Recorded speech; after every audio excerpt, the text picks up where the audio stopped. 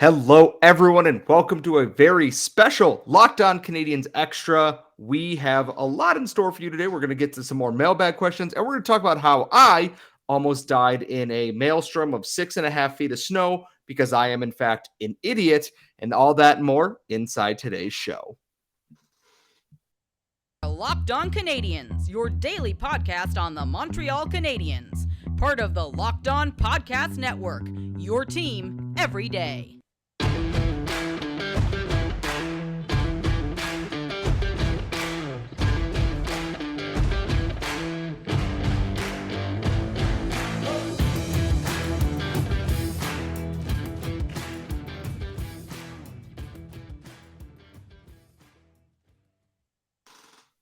Hello, everyone, and welcome to Locked On Canadiens Extra. This is a very special bonus episode for y'all this week. It is obviously American Thanksgiving. We are recording this earlier in the week, but we wanted to stockpile some episodes so those of you who might be traveling and want to take a listen, or those who just cannot get enough of our dulcet tones, can have more of us in your life. As always, thank you for subscribing wherever you get your podcast.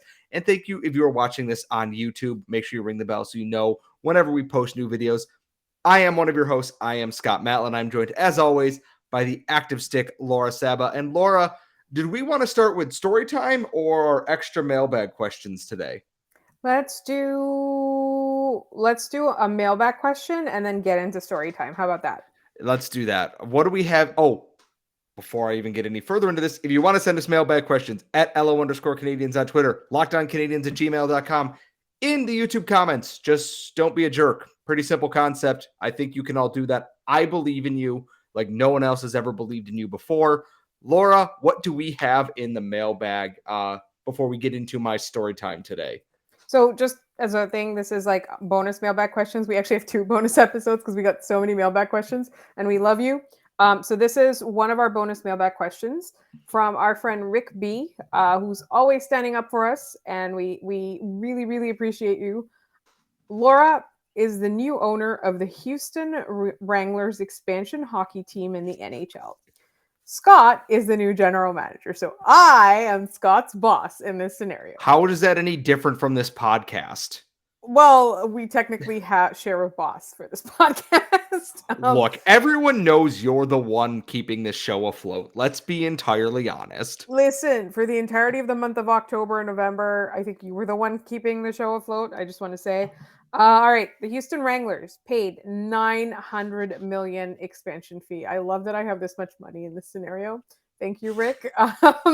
And what Laura wants, she gets. That's actually not too far from the truth. She insists on signing Jonathan Drouin for the 2023-2024 season. Scott has an argument with Laura that he will only sign Jonathan Drouin to a contract for what he's worth based on his NHL body of work. Scott offers what money as indicative of what he is worth. Go Wranglers. Thank you for being our very first fan. I look at this and I go, he's not getting $5.5 million. And I don't think he's as bad as people like he's only going to get a PTO, like league min. I would offer 2 years, 2.5 per. Because one, you have to hit the cap floor, which is likely going up with the cap ceiling rising. And Jonathan Drouin is someone that I still think has a lot of talent and could be one of those guys who could surprise in a new environment. And I do think whenever the Canadiens end up trading him, he will do just that. It's not too much money.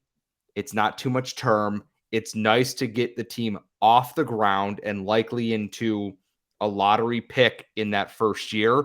And I think that would be he wouldn't be the marquee signing. I think he would be a really nice additional piece to that franchise. Okay, what if our biggest rival, let's say the Vegas Golden, I mean Nashville geographically, the Vegas Golden Knights, or Dallas, or I was going to say, what is the other team that is in Texas? Dallas, right? I for whatever reason, nobody yell at me, okay? You all know I'm bad at geography. Like, if you've listened to this podcast since the first season, you know I'm very bad at geography. Right. Okay. Anyway, Dallas or the Vegas Golden Knights decide to offer Jonathan Drouin $3 million. and he says that he'll stay if you match it. Would you do it? No. All right. Well, you're fired as GM. Wow. Okay. I was gonna say, we're not getting in a bidding war for Jonathan Drouin in the year of our Lord 2023. We're not doing that. Rick B says what Laura wants, she gets. What do you do then? You offer sheet one of their players. Well, yeah, exactly. Like, we just go, you don't have any money. Whatever, fine. We're going to take this from you. Okay. Yeah, unfortunately, as much as I'd like Drouin, 2.5, maybe 2.75 might be the highest I'm willing to go on that as of this exact moment. So, right. So this is his NHL body of work thus far. I think that's actually fair. I'm just saying, in Rick B's scenario, I really want Jonathan Drouin. Okay. Scott, I think it's story time. All right. So, because I'm going to have to tell the story at Thanksgiving as well. So, for those of you who know, I live in Buffalo, New York, specifically in downtown Buffalo, New York. The last week has been, there is an insane storm coming. And I've heard this so many times in my life. Lake effect and snow and travel will be difficult. I've driven in bad snowstorms before, gotten to work just fine. Hunkered down on Thursday after work, which was insane. I had to have Laura host the podcast in my stead Wednesday night as I prepared, running around to get batteries and all this other stuff, dog food, everything else that we could have needed for this snowstorm. And I get home Thursday night. Laura and I record the podcast. Nothing's really happening. And then as it finishes, I'm looking outside and the snow is falling, and it is falling fast. It is falling heavy. And I go, I am waking up tomorrow and I'm having an adult snow day. The best kind of day ever, because I don't have to go to work and I can sit in my pajamas and play video games all day and also fold laundry because I'm a dutiful boyfriend in this apartment. I wake up, there's about 6.5 inches of snow outside. My street is clear. There is no reason why I should not go to work. Yes. You forgot to mention something. What did I forget to mention? The travel ban? So I was getting to that. So I leave my neighborhood, and in Buffalo, there's a street called Delaware Avenue that runs straight to the Buffalo Skyway, which heads to the Southtown, South Buffalo, Orchard Park, where the Bills play. That is my way to work. The Skyway is closed, which makes sense. They had closed it the night before because of inclement weather. I get on I-190 South, which is a little bit more roundabout way to get there. As I get on, I go, this isn't so bad. And then I come around a corner, and I just see a wall of snow. Quite literally a wall, like a waterfall. And as I passed through that, you could not tell that it was 7:45 in the morning. It was nearly pitch black. I could barely see the sign that said travel ban in effect. Unfortunately, because of my job, I am considered an essential employee. Thus, travel bans generally have an asterisk with that. When I could not see the sign that was about maybe 30 yards away, I probably should have just turned around and gone home. The issue is I continued to drive all the way to the store I work at in the South Towns, nearly getting stuck in one intersection where a state trooper told me, floor it through, you'll be fine. Got stuck outside the parking lot of my job, was pushed out of said parking lot by my few coworkers who had made it to the store, made it about 100 yards up the road before I caught a rut of ice and snow, got stuck in a snowbank, and was there for 4 hours while I waited for either police help in getting my car unstuck or a kind passerby. Were the police any help? No.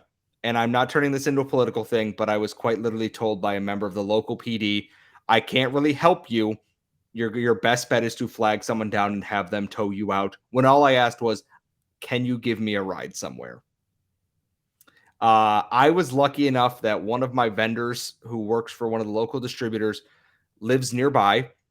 And for what it's worth, the South Towns got 2 feet of snow the night before. The North Towns where I live did not. It is currently, while I'm sitting in my car, it is hailing.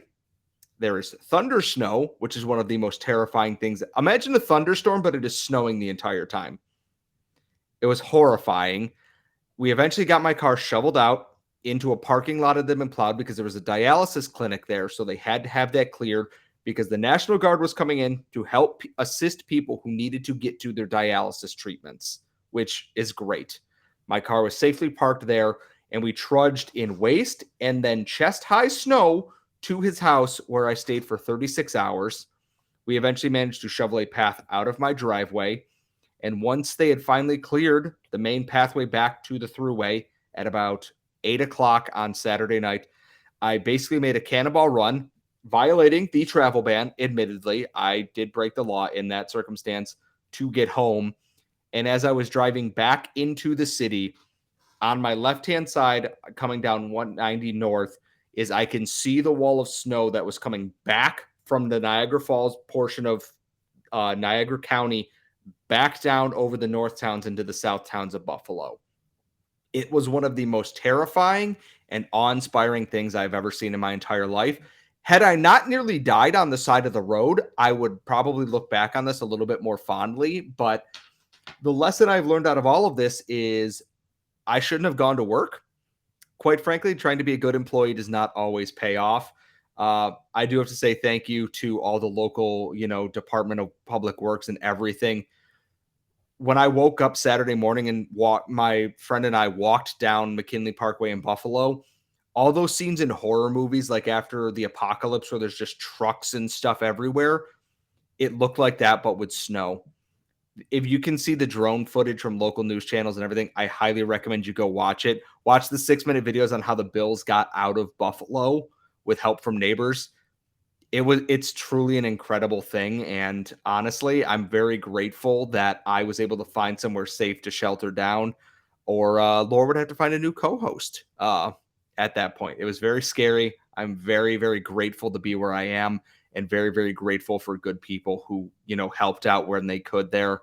And I've learned very much to not go to work when there's 6.5 feet of snow outside. So that is my story time. We do have more mailbag questions coming up in our next segment. But first, today's special bonus episode is brought to you by the folks at Athletic Greens. They are the best way to start your morning, especially in the winter, because they are full of superfoods, probiotics, everything you need, and vitamin D. There's not enough sunlight in the winter.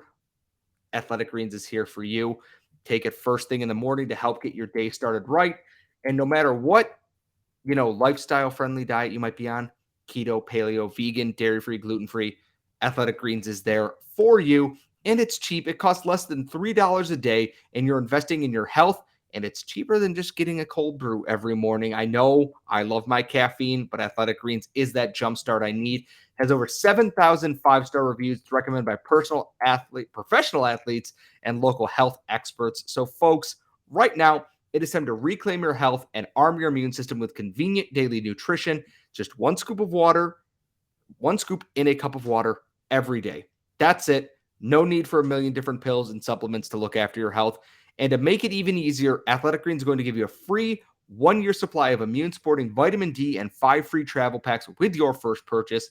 All you have to do is visit athleticgreens.com/NHL Network. Again, that is athleticgreens.com/NHL Network to take ownership over your health and to pick up the ultimate daily nutritional insurance. We are back. It is Locked On Canadiens Extra. We are going to wrap up this episode. It's already gone a little bit longer than we had potentially anticipated, so we're going to wrap it up with a few more of our mailbag questions. And don't worry, if we didn't get to yours in this one, we have a second Locked On Canadiens Extra coming later in this week. And Laura, what else? Story time. Yes, and we also have Laura's story time, which is way cooler than my story time because Laura didn't almost die in it. So, unless you wanted me to die in my story, in which case then should we talk? Anyways, Laura, what else is in the mailbag? So we have one from JS, who has written in before with some really cool ideas. Hello to both of you. I was listening to the Tuesday episode, so this would be last week, and really liked when you brought up how Kent Hughes may have fleeced Chicago in terms of the whole deal to acquire Doc. I fully agree with that point of view, especially with how he's playing right now, and in regards to his massive upside and potential. It got my brain working too, so bear with me. In 2016, Marc Bergevin traded Thomas Fleischmann and Dale Weish to the Chicago Blackhawks for Philippe Danault and a second-round pick, which eventually became Alexander Romanov. Both players were well-loved during their time with Montreal. Now, there's no doubt that when Romy was traded away to the Isles in that deal that brought Doc to Chicago, many Habs fans were upset. That is kind of true. People were upset to lose him, but I think in context now, it's a little bit different. But it's looking like the Habs brass have fleeced Chicago once again, and it somehow involved the very player that was the second round pick. That was the second round pick that came over from the Bergevin deal. I thought that was a funny kind of 6 degrees of separation type scenario. I think that's really cool. I'm wondering if there's any other things that that that have worked out that way in the Canadians' favor. I feel like it's like a really cool cyclical. You know, like how Steve Dangle does those Trade trade trees. trees? Yeah, like this one's a pretty cool one. So thank you for writing in, Jay. Like I thought that was really cool. My first thought is not quite as cyclical, but the Craig Rivet trade that brought Josh Georges to Montreal also became the pick that became Max Pacioretty, which then became Thomas Tatar and Nick Suzuki, and also Matthias Norlinder. Wow. Like that, it's a very trade trees are fun, and that one is still obviously ongoing with everything going on. And there was one other one, Andrew Zadornowski was talking about how it was all working out, but the Canadians do love trading with Chicago, honestly. Like Chicago They loves traded a giving coach up on over young there. centers. Yeah, they love giving up on centers that they didn't develop properly in the first place and didn't know what to do with. So Kirby Doc's going to be shutting down Mark Stone in the playoffs at some point in the future. So that'll be fun. But yeah, it is very funny. And I think it's a very stunning indictment of the Chicago Blackhawks organization that they somehow keep letting this happen. Like, I get that you're rebuilding, but you don't need to trade Alex DeBrincat and Kirby Doc. You can trade one or the other. Trading both makes you very stupid. So, Laura, what else do we have? So this is another letter. So it's not a question as much as it's another letter. And it's from Hunter V. And as we said, we want to hear about your experiences, how you became Habs fan, all that kind of stuff. Hi, Laura and Scott. So this one is a little bit earlier this month. I was on vacation. So, hi, Laura and Scott. I just wanted to share my experience from the past week with you. A little background. I'm 19 years old and have been a Habs fan since I was a little kid. And my favorite player growing up would have to be Carey Price because I'm a goalie. God, I feel old right now. So this past week, I decided to take a trip to Montreal to watch the game against Vancouver. It's about a 9 to 10 hour drive from where I live. I went to La Cage on Tuesday night to watch the Montreal at Detroit game. Once we got seated at La Cage, Brendan Kelly from Montreal Gazette came over and asked me some questions about Suzuki and Caulfield. There's a video of it on the Gazette website. The next day, I got to see Montreal beat up on Vancouver, and it was a blast. The atmosphere in the arena was crazy, and everyone would cheer when Demko made a little save. All around, a great trip, and I can't wait to go back. I've been watching this podcast since the beginning of the summer. So thank you for that story. I really, this is the thing, is this is a podcast for all you guys, and stuff like this is exactly what would go in a bonus episode. Share stuff with us. How did you become a Habs fan? Experiences when you come to Montreal to see a Habs game. We've had so many great letters like that. So we want to know about them.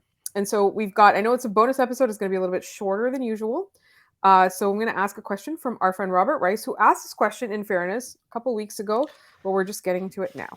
Yeah, that's my bad. I had seen it in the DMs on the Locked On Canadiens Twitter account, and then instead of doing the smart thing and writing it down for the mailbag episode, I forgot about it because I'm very good at what I do.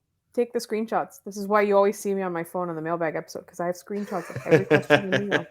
And that's kind of how I keep track of the YouTube ones, because you guys talk so much, which I love, but I just I have to screenshot it immediately, otherwise it gets lost. All right. This mailbag question from Robert, which is clearly geared towards Scott Matla. Who is secretly flying the nerd flag in the Habs locker room and definitely wants a teammate to ask them about what they think about Henry Cavill leaving the Witcher TV series? One, it's a travesty that admittedly he's going to play, Superman again in a DC movie, which is a bajillion dollars worth of stuff.